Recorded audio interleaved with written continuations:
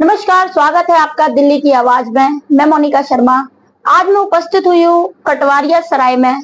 बताएं आपको कि जगह जगह जो है जैसे जैसे कलयुग बढ़ता जा रहा है, उसी को देखते हुए लोग जो हैं भक्त जो है भक्तों की भी गिनती जो है वो बढ़ती जा रही है। एक तरफ कलयुग भी बढ़ता जा रहा है, दूसरी तरफ भक्त भी जो है वो भी निकलते हुए सामने आ रहे हैं।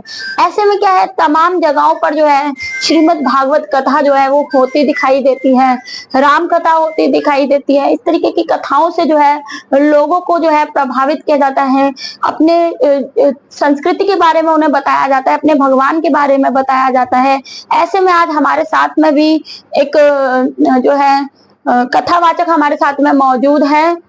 उनसे हम सीधे तौर पर बातचीत करेंगे और जानने की कोशिश करेंगे कि क्या जो है उन्होंने कब जो है कथा सीखी, और जो चमत्कार की अगर हम बात करें तो क्या उनकी जिंदगी में ऐसा चमत्कार घटित हुआ है जिसको लेकर जो है उन्होंने आज दिल्ली की आवाज को जो है यहाँ पर बुलाया है, और हमारे माध्यम से जो है वो लोगों तक क्या संदेश देना चाहती है।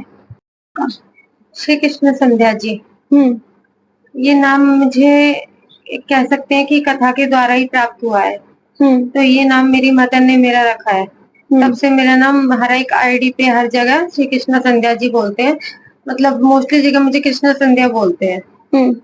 थोड़ा अपने बारे में जो है हमारे दर्शकों को बताइए। आप कथावाचक हैं, कहाँ से आपने कथा सीखी, कैसे सीखी? मैंने वृंदावन से कथा सीखी 4-5 साल पहले। मुझे अचानक ही मन में आया कि मैं कथा मतलब मुझे कथा करनी है।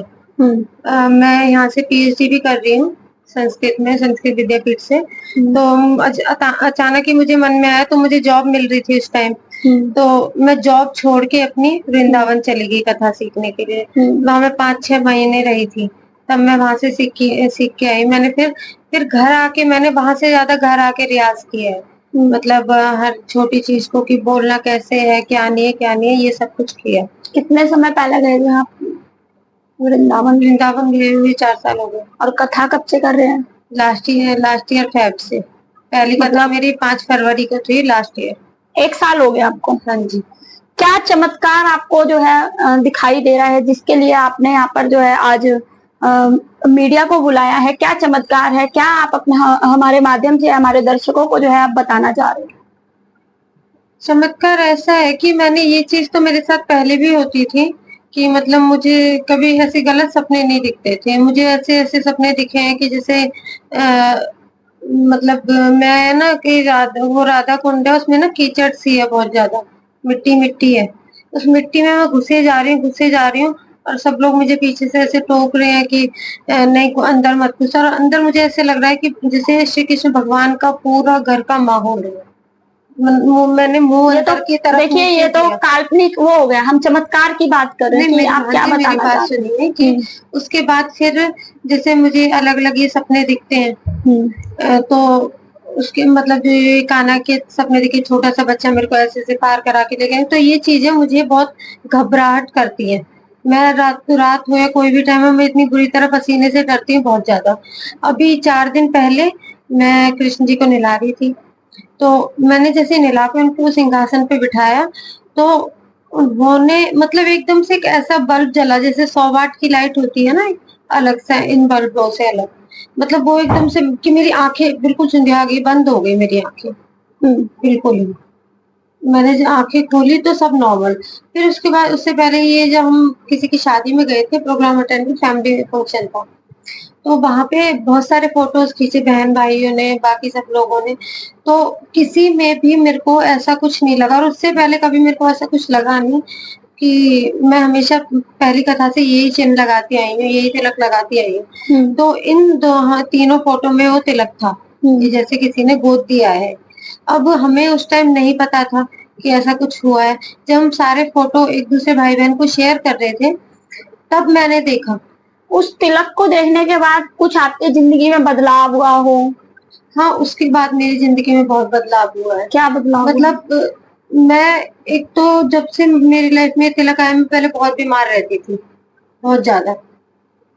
उसके बाद मैं बहुत हद तक ठीक होने लगी। मैं वेंटिलेटर से मौत के मुंह से बाहर निकल के एक रात। आप एक कथावाचक हैं, आप कथा करते हैं, जो हमारे दर्शक हैं वो सुनने के लिए आती हैं, जो मतलब हम कह सकते हैं भक्तगण जो है वो सुनने के लिए आते हैं, तो क्या इसका प्रभाव देखने के लिए जो भक्त हैं उनमें क्या मिलेगा इसका प्रभाव देखने के लिए, जैसे आप बता रहे हैं मैं जिस तरीके ये तो आपका निजी वो होगी आपकी जो आपकी निजी मामला हो गया एक तरीके से कि भाई ये तो आपके लिए है, लेकिन जैसे अगर हम बात करें और लोगों के लिए। नहीं, आप ये बताइए हम सब प्रेमानंद महाराज जी को क्यों क्यों मानते हैं? आप सभी जानते हैं कि वो ज्ञान की बातें बताते हैं। मैं तो उनको भगवान स्वरूप समझती हूँ अपना, मैंने दिल से उन्हें गुरु भी मान दिया है कि जब भी मेरी मुलाकात होगी तो मैं उनसे गुरु दक्षिणा लूंगी अवश्य। तो उनके साथ ऐसी कोई घटना नहीं घटी, फिर भी वो आज बहुत फेमस है। लेकिन ऐसा चिन्ह लगना ये मेरे लिए नहीं, कहते हैं ना कि उन सभी पूरे मैं देशवासियों के लिए बोल रही हूँ। प्रेमानंद जी के बारे में आप क्या जानकारी रखते हैं मैडम? मैं प्रेमानंद महाराज जी से मैं बहुत कुछ सीखती हूँ। मतलब जब मैं उनकी ज्यादातर उनकी वीडियोस देखती हूँ तो मुझे उनमें कहते हैं ना कलयुग में एक भगवान उतर आए।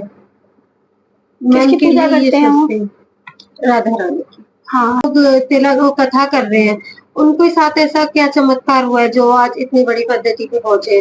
लेकिन मुझे तो साक्षात भगवान ने कुछ दिया है, अपने दर्शन दिए एक तरह से। उन्होंने साक्षात मुझे ये लगा लो कि अपना सब कुछ मेरे पास, मैं कह दूं मेरे पास कुछ नहीं है, वाकई में मेरे पास कुछ नहीं है। मेरे पास जो बस दिया है ना, मुझे भगवान ने बहुत बड़ी चीज दे दी है। ये मुझे नहीं पता आप पत्रकारों को ये चीज नहीं समझ में आएगी या आएगी, लेकिन ये चीज देखिए आजकल अंधविश्वास भी बहुत ज्यादा फैल रहा है, लोगों को जो है बहलाया जाता है, फुसलाया जाता है, चमत्कार के नाम पर जो है बेवकूफ भी बनाया जाता है। कई बार ऐसा देखने के लिए भी मिलता है, साबित भी हुआ है ऐसी चीजें। जी बिल्कुल। तो कहीं ना कहीं पर, क्योंकि हमारा चैनल जो है अंधविश्वास को बिल्कुल भी बढ़ावा नहीं देता है। मैं ज्यादा नहीं आपसे तो बात कह सकती हूँ कि मेरे रूम में कृष्ण राधा बैठे हैं, मैं इनकी बहुत दिन रात सेवा करती हूँ। अगर मैंने कुछ नहीं खाया है, मैं बाहर नहीं खाती हूँ, अगर मैं ये बैठे मैं इनको अकेला छोड़ के नहीं खाती। मैं ये तो सभी लोग करते हैं, इसमें आप क्या करते हैं? इन पे हाथ रख के मैं जिंदगी में खुद में कह रही हूँ कि अगर मेरे मन में श्रद्धा नहीं होती और ये तिलक चिन्ह नहीं मिला होता तो मैं शायद समझ जाती कि मेरी किस्मत में कथा है ही नहीं। लेकिन मैं उस दिन से अच्छे से समझ चुकी हूँ कि मेरी किस्मत में कथा है और मुझे आगे बढ़ने का पूरा हक है, क्योंकि मुझे जितना अच्छा चिन्ह मिला है शायद ही किसी भक्त को मिला होगा। तो मैं क्या, दुनिया ये बात मानेगी कि ये कोई छोटी मोटी बात नहीं है। तो चिन्ह तो अभी है नहीं, लेकिन वो कभी कभी निकलता है मेरे को। जैसे अब इन भैया के सामने मैं ऊपर छत पे गई थी कपड़े सुखाने, तो भैया ने 2 बार मेरे को टोका कि आपको मतलब दीदी आपको ना वही तिलक का निशान निकल रहा है।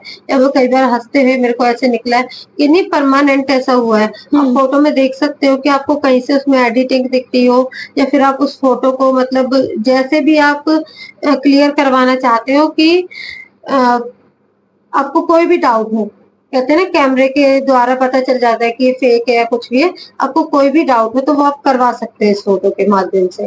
मुझे कोई डर नहीं है बिल्कुल भी किसी भी तरह का। और रही बात, मैं अपने काना पे हाथ रख के कह रही हूँ कि मैं जिंदगी में सफल ना हूँ अगर मैं आपसे एक भी बात झूठ बोलूं तो। भागवत कथा आप पढ़ते, कितने अध्याय हैं भागवत में? पूरे हमारे जैसे 16 अध्याय भी माने जाते हैं और 18,000 श्लोक माने जाते हैं हमारे। और सबसे बड़ी बात मेरे साथ अभी ये घटना है। क्या है भागवत कथा का सार? भागवत के माध्यम से भगवान ने ना प्रेम सिखाया है, सबको प्रेम। लेकिन मैं नहीं जानती, मुझे जहां तक दिखता है कि मुझे लोगों में अपने अपनों में भी